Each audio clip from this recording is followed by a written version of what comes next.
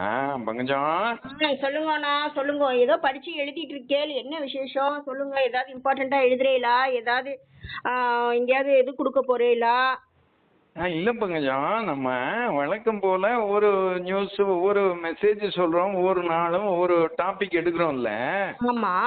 So இன்னைக்கு கொஞ்சம் ஒரு வித்தியாசமா ஒரு பெக்கூலியரா கொஞ்சம் பார்த்தேன் பங்கஜம். ஓ. நம்ம நேயர்களுக்கு கொஞ்சம் நல்ல சுவாரஸ்யமா இருக்கும் ஆ. அப்படின்னு நான் நினைச்சேன் பங்கஜம். ஆ. அது அது என்னன்னா, நமக்கு தெரிந்த பெயர்கள், ஓகேண்ணா. ஆனால் தெரியாத தகவல்கள். ஓ. தெரிஞ்சிருக்கும், நிறைய பேருக்கு அந்த தகவல் கூட தெரிஞ்சிருக்கலாம், ஆனா எல்லாருக்கும் தெரியாது. பேர் சொன்னா டக்குன்னு தெரியும். ஓகேண்ணா, ஓகேண்ணா.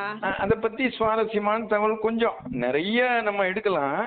கொஞ்சம் கொஞ்சம் நம்ம இன்னைக்கு ப்ரோக்ராமுக்கு நம்ம வச்சிருக்கிறது ஓரளவுக்கு நேயர்களுக்கு நல்லா இருக்கும்னு நான் நினைச்சு எடுத்திருக்கேன் கொஞ்சம். ஓகேண்ணா, ஓகேண்ணா, சொல்லுங்கண்ணா. இப்ப முதல்ல நம்ம தலைநகரத்துக்கு வருவோம்.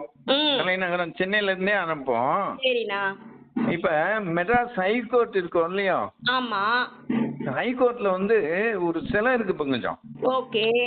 அந்த சிலை வந்து பாத்தீங்கன்னா, பொதுவா ஹைகோர்ட்ல வந்து தனிப்பட்டவா ஒரு ஒரு எம்பரர் ரூலர் அப்படி சிலை எல்லாம் வைக்க மாட்டாங்க. ஆமா. தேச தலைவர் சிலை இருக்கும். ஆமா. ஆனா வேற யார் சிலையும் வைக்க மாட்டாங்க. ஒரு மன்னனோட சிலை எல்லாம் அங்க இருக்காது. ஏன்னா மன்னர் ஆட்சி முடிஞ்சு மக்களாட்சி தத்துவத்தை கொண்டு வந்தது வந்து இந்த நீதிமன்றத்தையும் சாரும். ஒரு மன்னர் செய்யற வேலைய நீதிமன்றம் செய்யுது இல்லையா?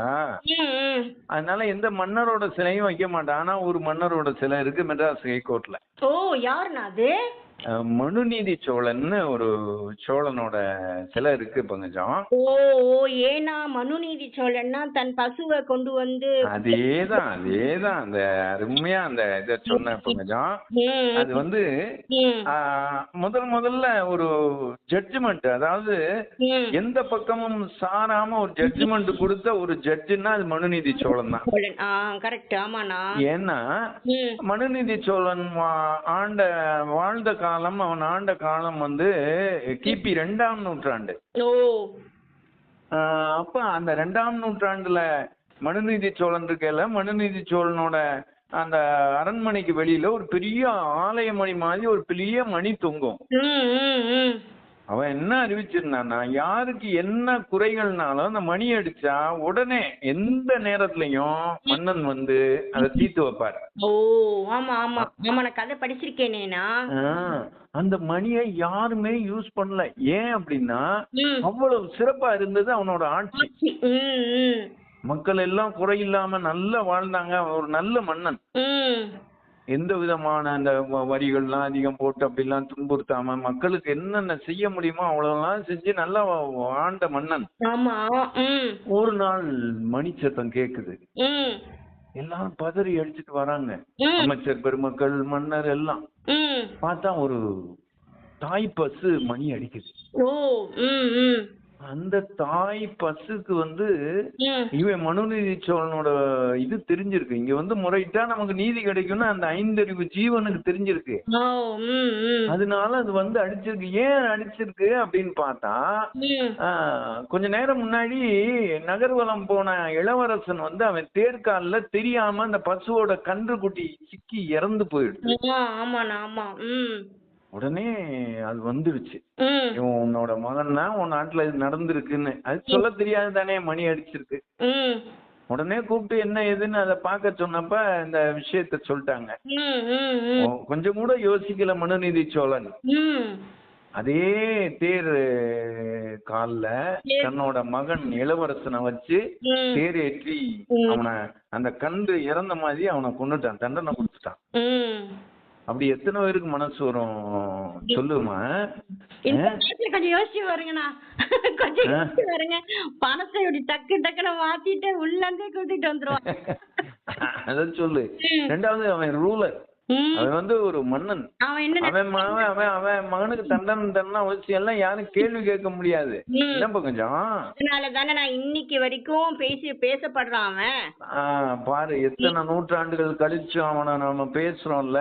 ஒரு ஹைகோர்ட்ல வந்து அவனை வந்து வச்சிருக்கான்னா அப்ப அவனோட பெருமை. சோ இனிமே நீங்க ஹைகோர்ட் பக்கம் போயெல்லாம் மனுநீதி சோழன் சிலை இருக்கும், அத பாருங்க. அப்ப இந்த கதை நாங்களும் மனுநீதி சோழனோட பங்கஜ மாமியும் பட்டு மாமாவும் உங்க நினைவுக்கு வருவாங்க. ஆமாண்ணா ஆமாண்ணா. இல்லையா? இதுல இந்த நீங்க பசுன்னு சொன்னோன்னே எனக்கு ஒன்னு சொல்ல தோணுதுண்ணா. சொல்லுங்க பங்கஜம். பசுக்களும் குதிரைகளும் நின்னுட்டே தான் தூங்குமாண்ணா. ஓ ஆமா, அப்படியா? பசுக்களும் குதிரையும் நின்னுட்டு தான் தூங்குமா. ஆமா பங்கஜம், நான் படிச்சிருக்கேன். கரெக்ட். அதே மாதிரி முயல்களும் கிளிகளும் தலை திரும்பி பார்க்காம பாக்குமா, தலையை மட்டும் திருப்பாதான். ஆனா அதோட கண் அசைவிலே பின்னால பாத்துக்குமா. பாத்தியா? பின்னால இப்ப நம்ம எல்லாம் திரும்பி பேக்ல பாக்கணும்னா நம்ம கழுத்தை திருப்புறோம்ல இல்லையா, திரும்பாதான். அது கண்ணு மட்டும் அழகா திரும்புமாண்ணா. பாத்தியா? சூப்பர்ல. இதெல்லாம் நல்ல தகவல் இல்ல. அடுத்தது நம்ம வந்து தும்புறோம் இல்லையா? ஆமா. அது நம்ம கண்களை வந்து திறந்தே தும்ப முடியாதானா, அது சாத்தியமற்றதான்.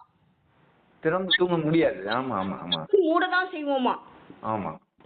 இல்ல எவ்வளவு டக்கு டக்குன்னு கண்டுபிடிக்கிறா பாருங்களேன். இல்ல நான் இனிமேல் யோசிச்சு பாக்கணும். இனிமேல் தும்பும் போது யோசிக்கணும். கண்ணு திறந்திருக்கேன், நான் ஓடி இருக்கேன் நானு. இல்ல அது அது முடியாதுதான். முடியாது. கண்ணை இமய மூடாம உறக்கம் வராதே. அது உண்மைதான். ஆமா. எவ்வளவு சூப்பர்னா. நிறைய அதாவது நுட்பமான சின்ன சின்ன விஷயங்கள், அது விசித்திரமா தான் இருக்கு இல்ல. எறும்புகள்லாம் தூங்கவே தூங்காதானா? அதனாலதான் எறும்பு மாதிரி வாழணும்னு சொல்றாங்க பாருங்க. இது எறும்புகள்னு சொன்ன உடனே எனக்கு இன்னும் ஞாபகம் வருது பங்கஜம். எறும்பு எப்ப நம்ம எந்த ஆத்துலயும் சரி எங்கனாலும் சரி வேகமா